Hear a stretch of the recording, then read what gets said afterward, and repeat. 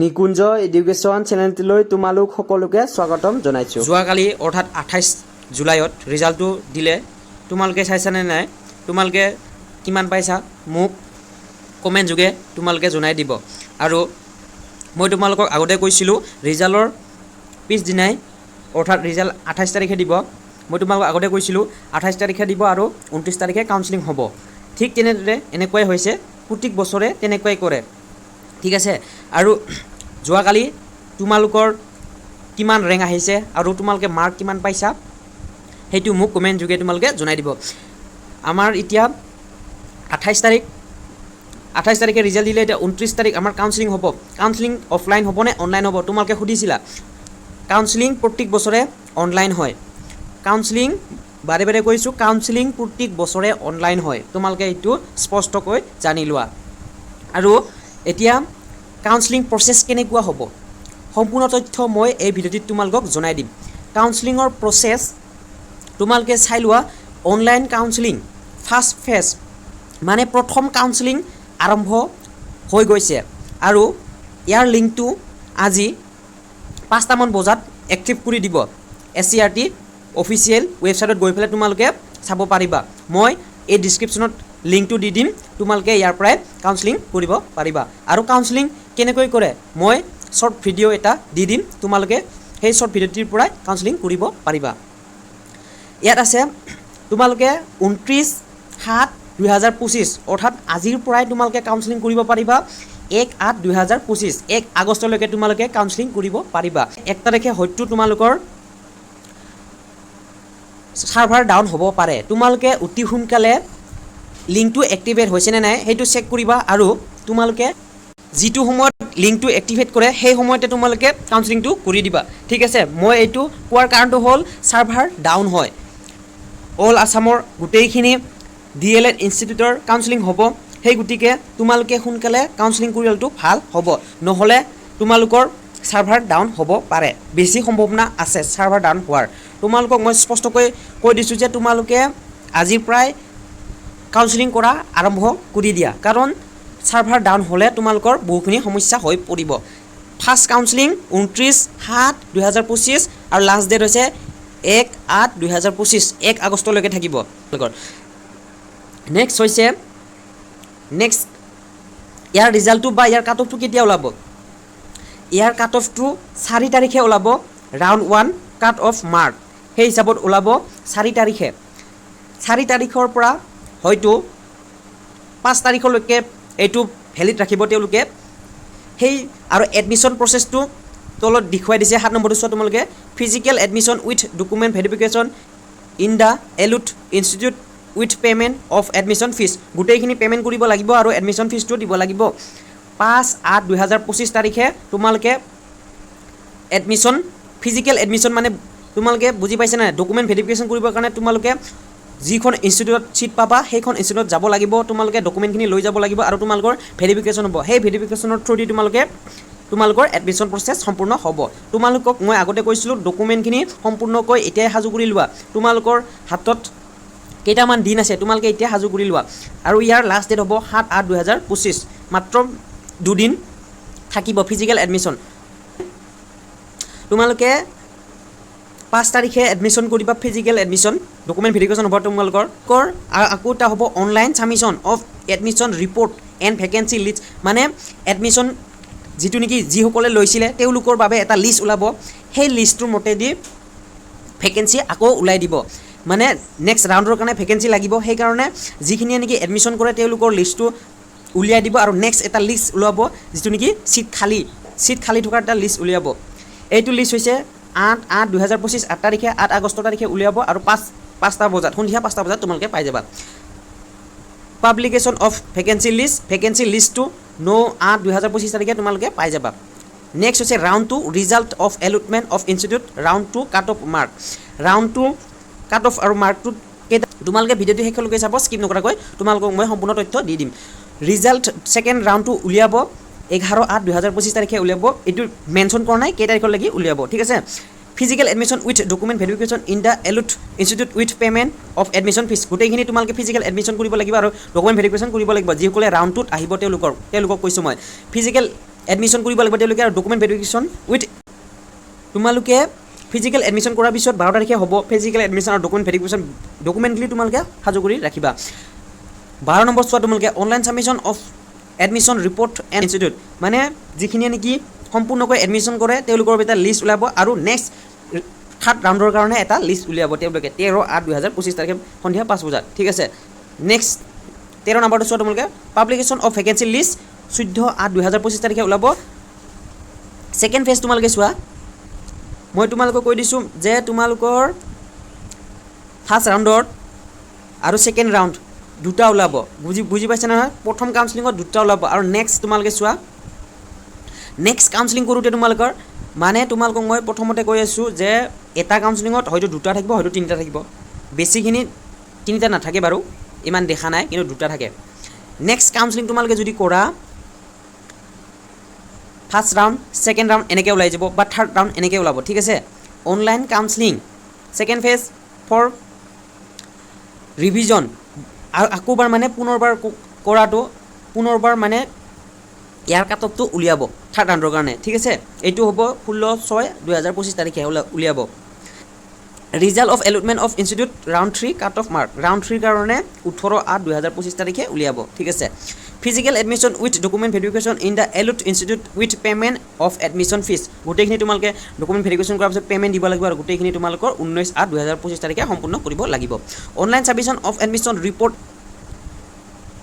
তোমালোকে বুজি পাইছেনে নহয় online submission of admission report গোটেইখিনি তোমালোকৰ ৰিপৰ্ট উলিয়াব আৰু লিষ্ট এখন উলিয়াব তেওঁলোকৰ কিমানখিনিয়ে এডমিশ্যন কৰিছে সেইটো 20/8/2025 তাৰিখে সন্ধিয়া 5 বজাত উলিয়াব publication of vacancy list next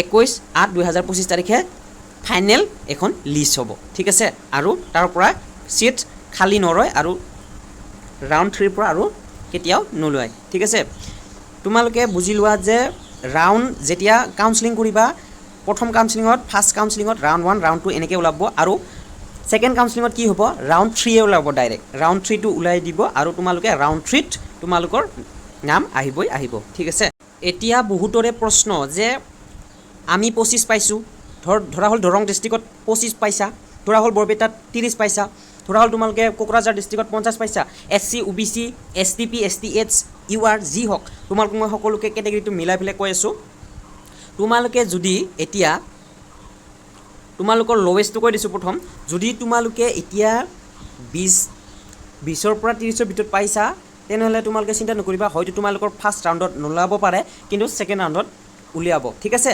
কাট অফটো ইমান নাযায় তোমালোকে চাই ল'বা আৰু ইয়াত category wise ST SC PWD EWS তোমালোকৰ গোটেইখিনি চিট ৰিজাৰ্ভেশ্যন থাকিব আৰু এই চিটৰ অনুসৰি তোমালোকৰ কাট অফটো বহুখিনি কম বেছি যাব ঠিক আছে তোমালোকক কৈ দিছোঁ তোমালোকক জনাই থোৱাটো ভাল হ'ব যে তোমালোকে যদি 20 25 30 পাইছা তোমালোকে চিন্তা কৰিব নালাগে যদিহে তোমালোকৰ ফাৰ্ষ্ট ৰাউণ্ডত নোলায় ছেকেণ্ড ৰাউণ্ড হ'লেও তোমালোকৰ ওলাব ঠিক আছে মই তোমালোকক গোটেইখিনি ভিডিঅ' দিয়ে গৈছোঁ যে 2024 বৰ্ষত কিমানখিনি কাট অফ গৈছিলে ফাৰ্ষ্ট ৰাউণ্ড ছেকেণ্ড ৰাউণ্ড মই তোমালোকক সকলোকে কৈছোঁ ফাৰ্ষ্ট ৰাউণ্ডত কিন্তু কাট অফটো অকণমান বেছি যাব তোমালোকে কোনো চিন্তা নকৰিবা ছেকেণ্ড ৰাউণ্ডৰ কাৰণে তোমালোকৰ প্ৰিপেয়াৰ হ'বা ছেকেণ্ড ৰাউণ্ডত কি হ'ব তোমালোকৰ ছেকেণ্ড ৰাউণ্ডত বহুখিনি কম আহি পৰিব ঠিক আছে মই তোমালোকক ডিষ্ট্ৰিক্ট ৱাইজ ক'ব নোৱাৰিও তোমালোকক অল আছাম কাট অফটো মই কৈ দিছোঁ মানে কোনোবা এখন ডিষ্ট্ৰিক্টত এনেকুৱা হৈছে কামৰূপ ডিষ্ট্ৰিক্টত বেছিকৈ ইনষ্টিটিউট থকাৰ বাবে কিন্তু তাত কাট অফো বেছি যাব কাৰণ বহুখিনি মাৰ্ক পাইছে 86 কৈছে কামৰূপ ডিষ্ট্ৰিক্টত যদি তোমালোকে চাইছা যিসকলে কামৰূপ ডিষ্ট্ৰিক্টৰ পৰা তোমালোকে এক্সাম দিছিলা তোমালোকে শুনি লোৱা কথাটো তোমালোকৰ কাট অফটো অকণমান হাই যাব তোমালোকৰ ফাৰ্ষ্ট ৰাউণ্ডত হয়তো কাট অফটো বেছি যাব পাৰে কিন্তু ছেকেণ্ড আৰু থাৰ্ড ৰাউণ্ডত কি হ'ব তোমালোকৰ বহুখিনি কাট অফ কম যাব তোমালোকে কোনো ধৰণৰ চিন্তা নকৰিবা ঠিক আছে তোমালোকে কোনো ধৰণৰ চিন্তা নকৰিবা তোমালোকে পাই যাবা তোমালোকৰ চিটটো ঠিক আছে আৰু যিসকলৰ আটাইতকৈ কম নাম্বাৰ আহিছে 2 3 7 8 10 15 তোমালোকক কৈ আছোঁ মই তোমালোকে অপেক্ষা কৰি নাথাকিবা যদি তোমালোকৰ কোনোবা অন্য কিবা যদি গভৰ্ণমেণ্ট এক্সাম আছে তোমালোকে সেইটোৰ কাৰণে প্ৰস্তুতি চলাই থাকা তোমালোকে হয়তো যদি তোমালোকৰ DLED কোৰ্চ কৰিবলৈ ইচ্ছা আছে তোমালোকে হয়তো প্ৰাইভেটত কৰিব পাৰিবা নতুবা তোমালোকে নেক্সট ইয়াৰৰ কাৰণে তোমালোকে প্ৰস্তুতি চলাবা ঠিক আছে তোমালোকক কৈ দিছোঁ মই স্পষ্টকৈ কৈ দিছোঁ যে যিসকলে 15ৰ তলত পাইছে তেওঁলোকক কৈ আছোঁ মই তোমালোকে নেক্সট বছৰৰ কাৰণে পঢ়ি থাকা বা তোমালোকে প্ৰস্তুতি চলাই থাকা নতুবা তোমালোকে অন্য গভৰ্ণমেণ্ট এক্সামৰ বাবে প্ৰস্তুতি চলোৱা তোমালোকৰ সেইটোৱে ভাল হ'ব কাৰণ এইবাৰ কাট অফটো অকণমান হাই যোৱা চান্স আছে মই কৈছোঁ যে যিকেইখন ডিষ্ট্ৰিক্টত আটাইতকৈ ইনষ্টিটিউট বেছি আছে সেইকেইখন ডিষ্ট্ৰিক্টতে আটাইতকৈ বেছি কাট অফো গৈছে তোমালোকে চাব পাৰিবা ডিষ্ট্ৰিক্ট ৱাইজ ডাউনলোড কৰি লৈ পেলাই তোমালোকে চাব পাৰিবা গোটেইখিনি 24খন মেবি হয়তো 24খন ডিষ্ট্ৰিক্ট আছে 24খন ডিষ্ট্ৰিক্টৰ গোটেইখিনি ইনষ্টিটিউট কিমান কাট অফ গৈছে তোমালোকে ৰাউণ্ড 1ত পাই যাবা আৰু তোমালোকে এতিয়াই চাব পাৰিবা যে হাইষ্ট কাট অফ এতিয়া কাট অফটোত অন্তত এইটোতে আমি কাট অফ বুলি ক'লেও ভুল হ'ব কিন্তু ৰিজাল্ট বা মাৰ্ক সেইটো মাৰ্কটো চোৱা তোমালোকে মাৰ্ক ৰিজাল্টৰ মাৰ্কটো চোৱা যে হাইষ্ট মাৰ্ক ক'ত কিমান গৈছে আৰু হাইষ্ট লৱেষ্ট মাৰ্ক কিমান ক'ত গৈছে সেইটো তোমালোকে চালেই গম পাবা লৱেষ্টটো নাচালেও তোমালোকে হাইষ্টটো চাবা কিন্তু হাইষ্টটো চালেই গম পাবা যে এইখন কিন্তু তোমালোকে কাউন্সেলিঙৰ সময়ত ডিষ্ট্ৰিক্ট চেঞ্জ কৰিব নোৱাৰিবা মই বাৰে বাৰে কৈ আছোঁ তোমালোকে কাউন্সেলিঙৰ সময়ত ডিষ্ট্ৰিক্টটো চেঞ্জ কৰিব নোৱাৰিবা ঠিক আছে ডিষ্ট্ৰিক্টটো এইকাৰণে চেঞ্জ কৰিব নোৱাৰিবা যে তুমি যিখন ডিষ্ট্ৰিক্টত এক্সাম দিছিলা সেইখন ডিষ্ট্ৰিক্টতে কাউন্সেলিং কৰিব লাগিব ঠিক আছে এইটো স্পষ্টকৈ জানি লোৱাটো তোমালোকৰ ভাল কথা